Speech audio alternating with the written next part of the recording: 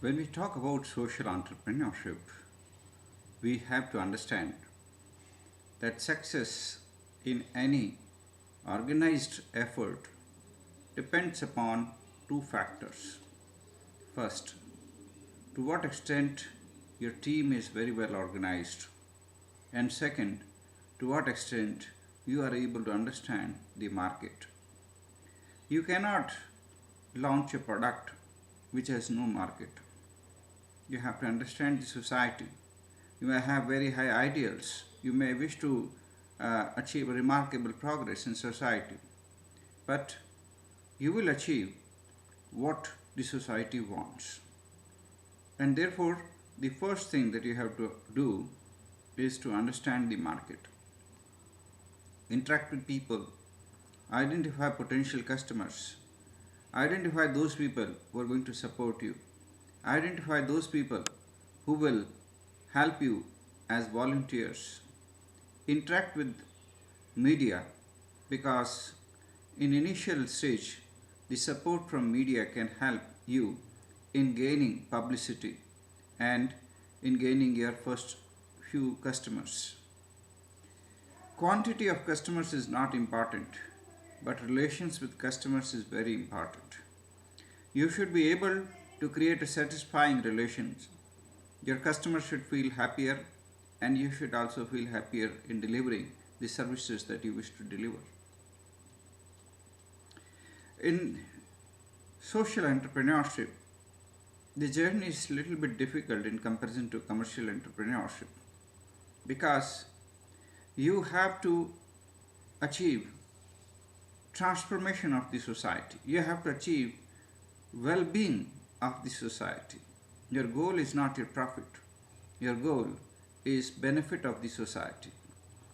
The profit that you get is only something that can help you to sustain.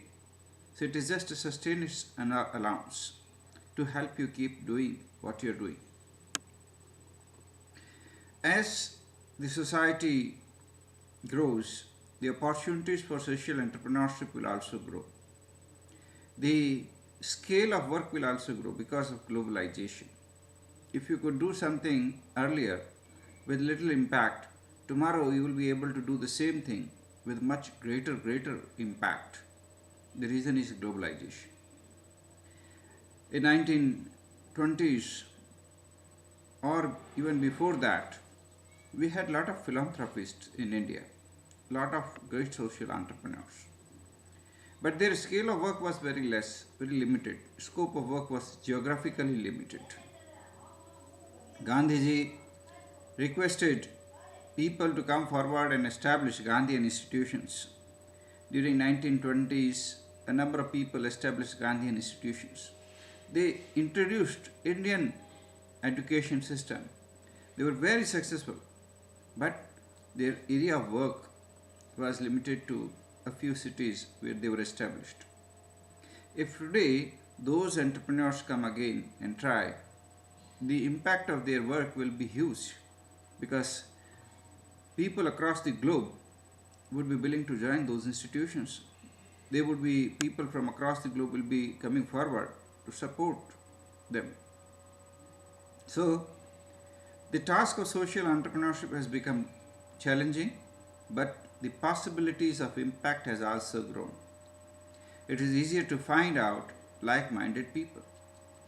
If in earlier times you wanted to establish egalitarianism, it was difficult because finding those people who wanted equality everywhere was difficult.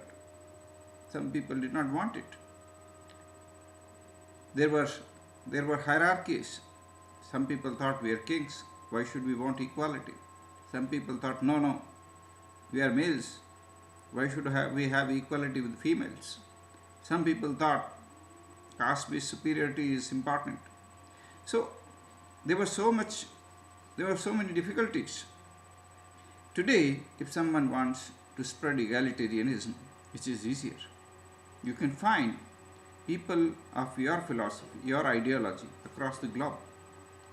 And if a lot of people join together, you form a network, it is possible for you to spread the ideas of egalitarianism across the globe, and you can achieve in your mission. So, it may be possible that what was impossible yesterday may become possible tomorrow. And at the same time, what could be done with a very little impact can be done with global impact in the era that we are going to witness in future.